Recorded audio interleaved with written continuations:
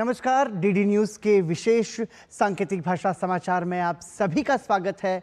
आपके साथ मैं हूं पराक्रम सिंह शेखावत और हमारे साथ हैं हमारी सांकेतिक भाषा की सहयोगी दीपाली। समाचार की शुरुआत करेंगे सुर्खियों के साथ। 2024 की चुनौती के लिए कल होने वाले अंतिम चरण के मतदान की तैयारियां तेज।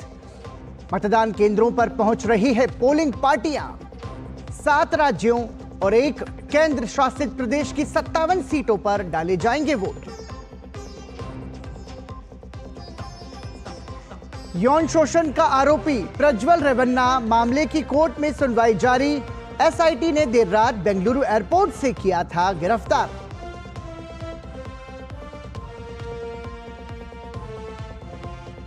अर्थव्यवस्था के मोर्चे से अच्छी खबर। भारत के बैंकिंग क्षेत्र ने 3 लाख करोड़ रुपए से अधिक शुद्ध लाभ हासिल किया। वित्त मंत्री निर्मला सीतारमण ने सोशल मीडिया प्लेटफॉर्म एक्स पर साझा की महत्वपूर्ण उपलब्धि।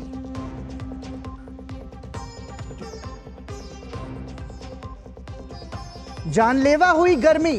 बिहार में पिछले 24 घंटे में गई 65 लोगों की जान। तो ओडिशा में भीषण गर्मी से 12 लोगों की मौत। तो वहीं केरल में मॉनसून की बारिश ने बढ़ाई मुसीबत। सभी 14 जिले अलर्ट पर। मणिपुर में बाढ़ का कहर। 7,200 लोग सुरक्षित स्थान पर पहुंचाए गए।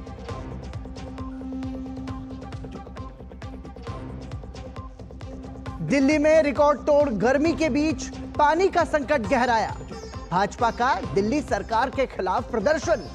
कहा आप सरकार और निजी टैंकर। माफियाओं के मिली भगत के कारण पैदा हुआ जल संकट।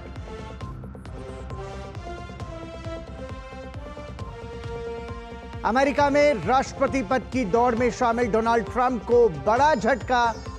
हर्ष मनी से जुड़े सभी 34 मामलों में दोषी करार।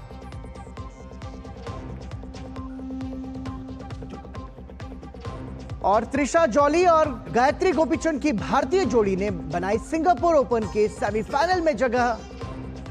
रोमांचक सेमीफाइनल में कोरियाई जोड़ी को करीबी अंतर से किया पराजित। और सुर्खियों के बाद आइए अब खबरों पर नजर डालते हैं विस्तार से।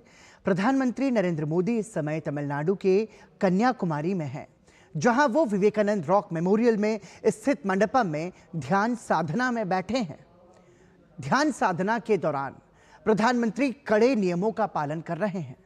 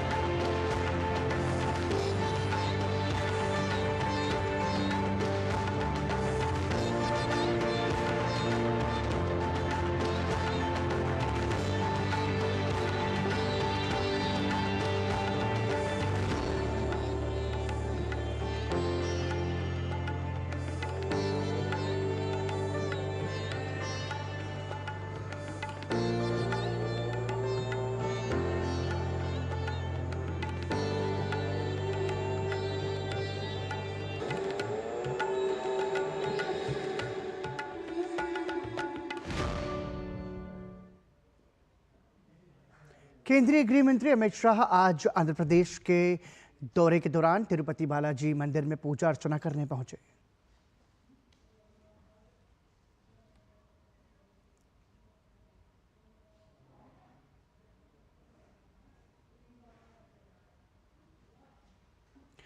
कल अंतिम चरण का मतदान है। सभी राजनीतिक पार्टियों को अब 4 जून का इंतजार है।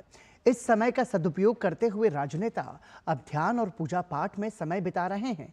केंद्रीय मंत्री पीयूष गोयल ने राजस्थान के मुख्यमंत्री भजनलाल शर्मा और लोकसभा अध्यक्ष ओम बिरला के साथ मेहंदीपुर बालाजी में पूजा अर्चना की।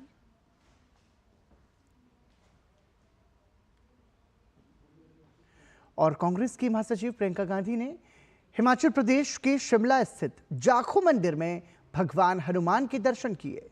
उन्होंने मंदिर में देश प्रदेश के जन कल्याण की कामना की। इसके अलावा उन्होंने लोगों से भी मुलाकात की।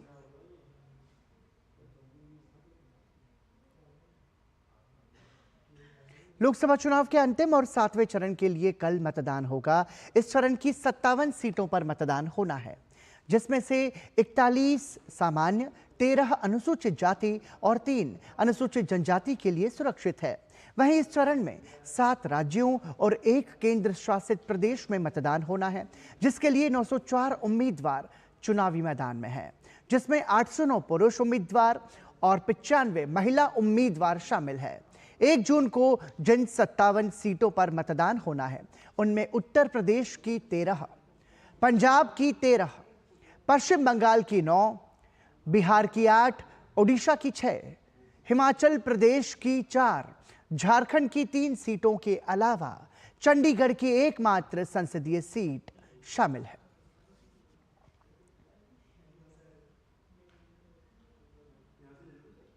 सातवें चरण में प्रधानमंत्री नरेंद्र मोदी समेत कई केंद्रीय मंत्री, पूर्व मुख्यमंत्री और विपक्ष के दिग्गज नेता चुनावी मैदान में किस्मत आजमा रहे हैं। प्रधानमंत्री नरेंद्र मोदी लगातार तीसरी बार वाराणसी संसदीय क्षेत्र से दावेदारी पेश कर रहे हैं। इसके अलावा हमीरपुर से केंद्रीय मंत्री अनुराग सिंह ठाकुर, पटना साहिब से रविशंकर प्रसाद, पाटलिपुत्र से रामकृपाल यादव, मिर्जापुर से अनुप्रिया पटेल, आरा से आर.के. सिंह, चंदौली से डॉक्टर महेंद्र नाथ पांडे, पटियाला से परनीत कौर, गोरखपुर से रवि किशन, काराकाट से उपेंद्र कुशवाहा, बालासोर से प्रताप चंद सारंगी, गोड्डा से निशिकांत दुबे, मंडी लोकसभा सीट से कंगना रनौत और अमृतसर से तरनजीत सिंह संधू चुनाव मैदान में हैं।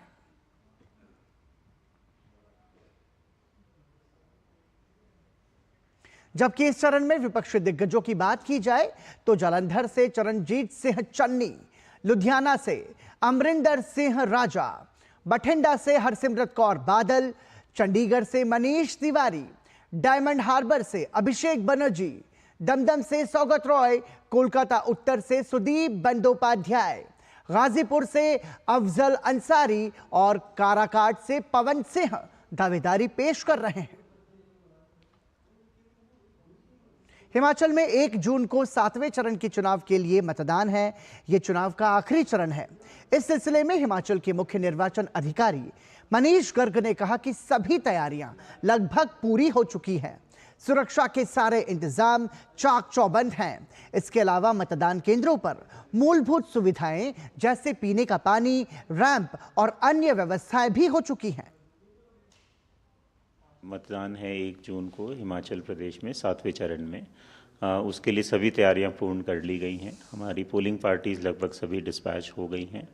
अधिकतर पार्टीज़ कल डिस्पैच हो गई थी और कुछ जो निचले इलाके हैं उनमें आज पोलिंग पार्टीज़ डिस्पैच हो रही हैं। सुरक्षा के भी सभी इंतज़ाम कर लिए गए हैं। सफिशेंट सिक्योरिटी फोर्सेस हमारे पास अवेलेबल हैं और आ गई हैं और सभी पोलिंग स्टेशंस पे सफिशेंट डिप्लॉयमेंट रहेगी। क्रिटिकल पोलिंग स्टेशंस पे और अधिक डिप्लॉयमेंट रहती है फोर्सेस की।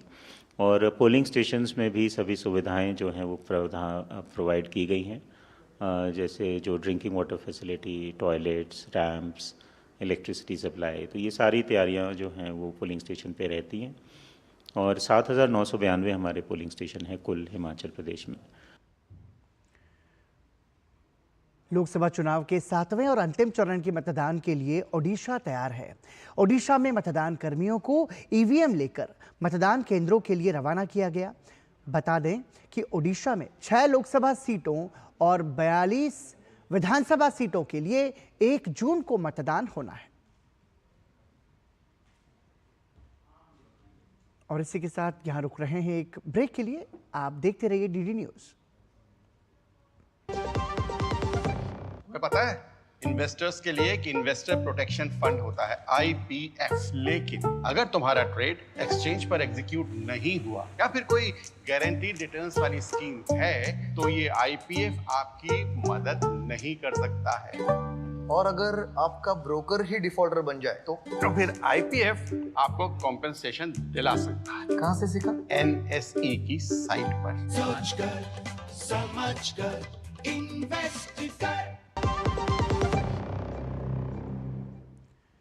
ब्रेक के बाद एक बार फिर आपका स्वागत। आप देख रहे हैं विशेष सांकेतिक भाषा समाचार। जहां एक तरफ आसमान से आग बरस रही है, वहीं दूसरी ओर दिल्ली वासी बूंद बूंद के लिए संघर्ष कर रहे हैं।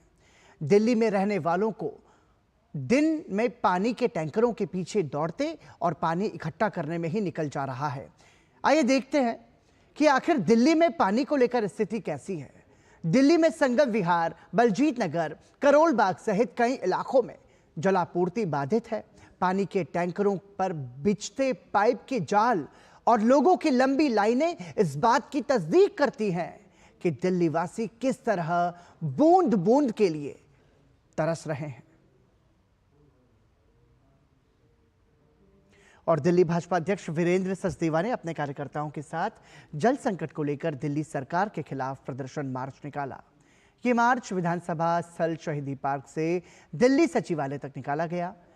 दिल्ली भाजपा अध्यक्ष वीरेंद्र सचदेवा ने कहा कि आप सरकार और निजी टैंकर माफियाओं के मिलीभगत के कारण दिल्ली में ये जल संकट पैदा हुआ है। डीडी न्यूज संवाददाता चंद्रशेखर से वीरेंद्र सचदेवा की विशेष बातचीत देखिए। दिल्ली बीजेपी के प्रदेश अध्यक्ष हमारे साथ हैं, इनसे बात करते हैं। सर, वाटर क्राइसिस जो हो रहा है, दिल्ली का वाटर क्राइसिस मैनकाइंड है, अरविंद केजरीवाल द्वारा बनाया गया है, प्राकृतिक नहीं है। चोरी, भ्रष्टाचार, टैंकर माफिया के साथ मिली भगत, इनके विधायक पानी चोरी करते हैं, बेचते हैं। हरियाणा 1049 क्यूसेक पानी रोज दे रहा है, मैं दावे के साथ कह सकता हूं। पर वो तो आरोप लगा रहे हैं कि हरियाणा नहीं दे रहा। कोर्ट जाए, 2021 में कोर्ट से लताड़ पड़ चुकी है, इनको दोबारा पड़ेगी क्योंकि पानी आ रहा है, ये पानी की बर्बादी करते हैं। 54% पानी बर्बाद हो रहा है, जिसके कारण दिल्ली में क्राइसिस। आपने कहा कि भ्रष्टाचार भी हो रहा है इस पानी को लेकर। मैं कह रहा हूँ ना जी, ये भ्रष्टाचार ही तो है। अगर टैंकर माफिया अब चलेगा, संख्या दिखाई देगी, 1000 टैंकर गए, जाएंगे 100 तो 900 टैंकर का पैसा जेब में जाएगा। 200 टीमें बनाई हैं पानी की चोरी रोकने के लिए, पानी की बर्बादी रोकने के लिए। अगर पानी की बर्बादी रोकने के लिए बनाते तो बच जाते। वो 2000 रुपये का चालान दिखा के 1000 रुपये की रिश्वत खाएंगे। तो दिल्ली प्रदेश अध्यक्ष जो भाजपा के हैं वो इस तरीके से दिल्ली में जो भी माफिया हैं पानी को लेकर के वो आरोप लगा रहे हैं, वो दिल्ली सरकार की तरफ से यहाँ पर खड़े किए गए हैं। कैमरामैन आशीष शर्मा के साथ चंद्रशेखर, डीडी न्यूज दिल्ली। देश में पड़ रही भीषण गर्मी के बीच राजधानी दिल्ली में पेयजल संकट के लिए हाहाकार मचा हुआ है। दिल्ली में गहराए जल संकट को लेकर भाजपा ने दिल्ली की आप सरकार के खिलाफ जबरदस्त विरोध प्रदर्शन किया। खाली मटका लेकर सड़क पर उतरी महिलाएं। प्रदर्शनकारियों ने मुख्यमंत्री अरविंद केजरीवाल से दिल्ली के जल संकट पर जवाब मांगा और उनके इस्तीफे की मांग की।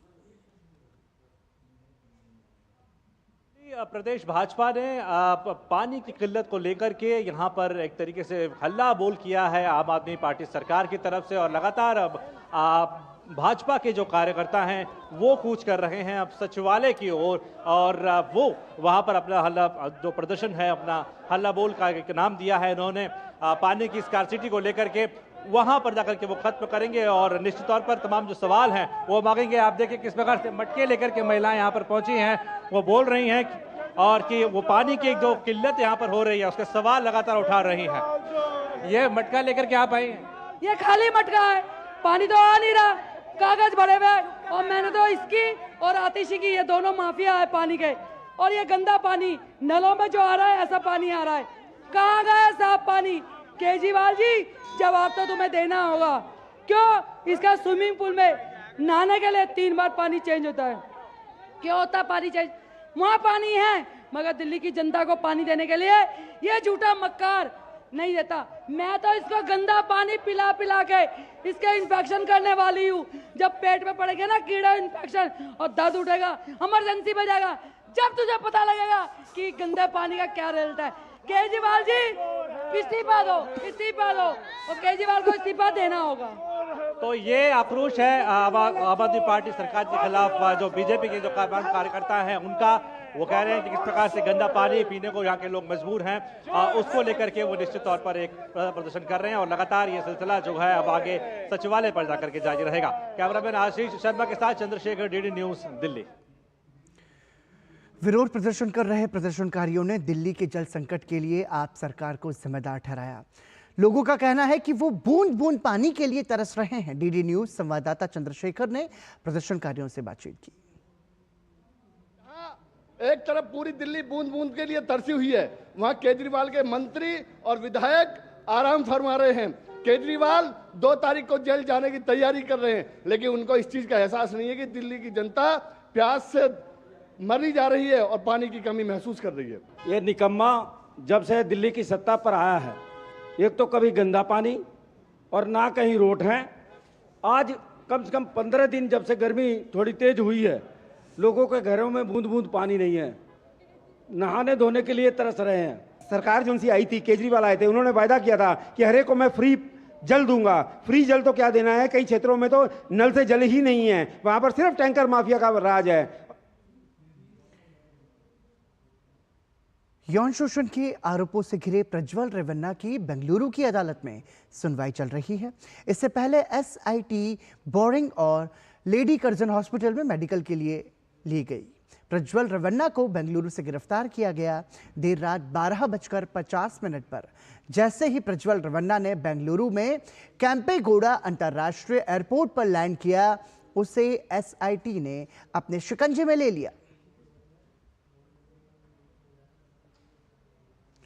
और विभव कुमार की याचिका सुनवाई योग्य है या नहीं, इससे संबंधित आदेश दिल्ली हाई कोर्ट ने सुरक्षित रख लिया है।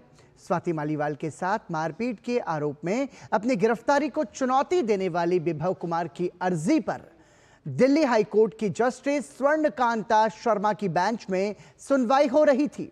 इस मामले में आरोपी विभव कुमार के वकील ने सुनवाई के दौरान ये दलील दी थी कि ये मामला गिरफ्तारी का है ही नहीं।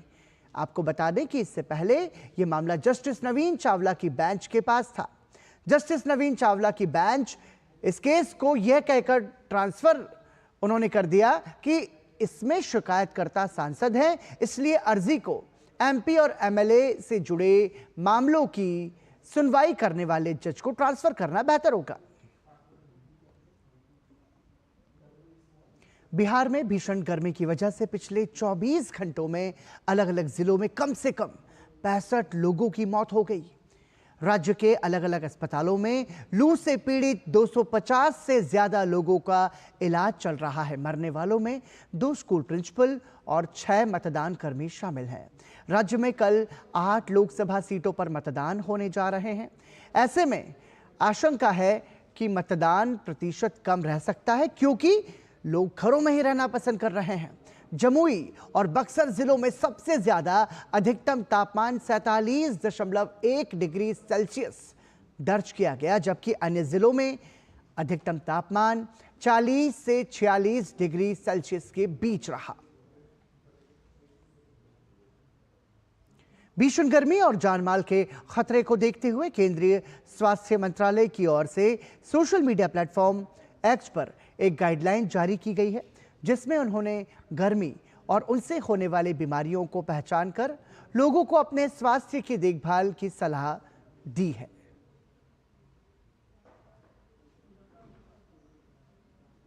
मणिपुर में बाढ़ का कहर जारी है। इम्फाल शहर बाढ़ से बुरी तरह से प्रभावित हुआ है। शहर की ओर जाने वाले अधिकांश सड़कें जलमग्न हो गई हैं। मणिपुर पुलिस, सेना, असम राइफल्स, एनडीआरएफ और एसडीआरएफ को बचाव कार्य में लगाया गया है। लगभग 7,200 लोगों को सुरक्षित क्षेत्र में पहुंचाया गया है। बाढ़ प्रभावित परिवारों के लिए जिले में 3 अस्थायी शिविर पहले ही खोले जा चुके हैं। भारतीय वायुसेना गुरुवार को अमेरिका के अलास्का में 16 दिवसीय बहुराष्ट्रीय मेगा सैन्य अभ्यास में हिस्सा लेने पहुंची। 30 मई से 14 जून तक चलने वाले रेड फ्लैग अलास्का अभ्यास के लिए राफेल लड़ाकू विमानों को तैनात किया गया है।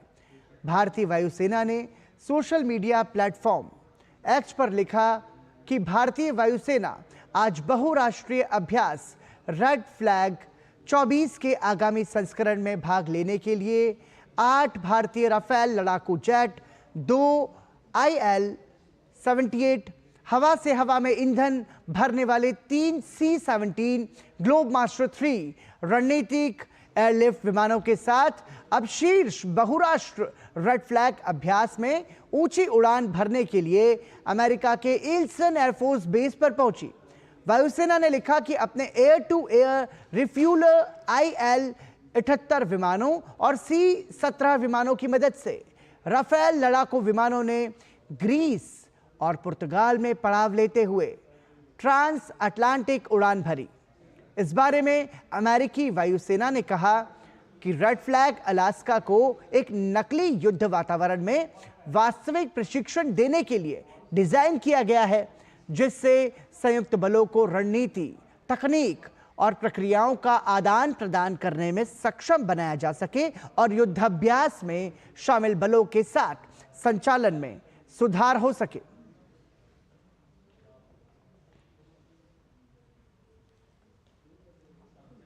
त्रिशा जॉली और गायत्री गोपीचंद की भारतीय जोड़ी ने सिंगापुर ओपन बैडमिंटन टूर्नामेंट के सेमीफाइनल में अपनी जगह पक्की कर ली है। रोमांचक क्वार्टर फाइनल मैच में त्रिशा गायत्री की जोड़ी ने कोरियाई जोड़ी को 18-21, 21-19, 24-22 के करीबी अंतर से हराकर अंतिम 4 में प्रवेश किया।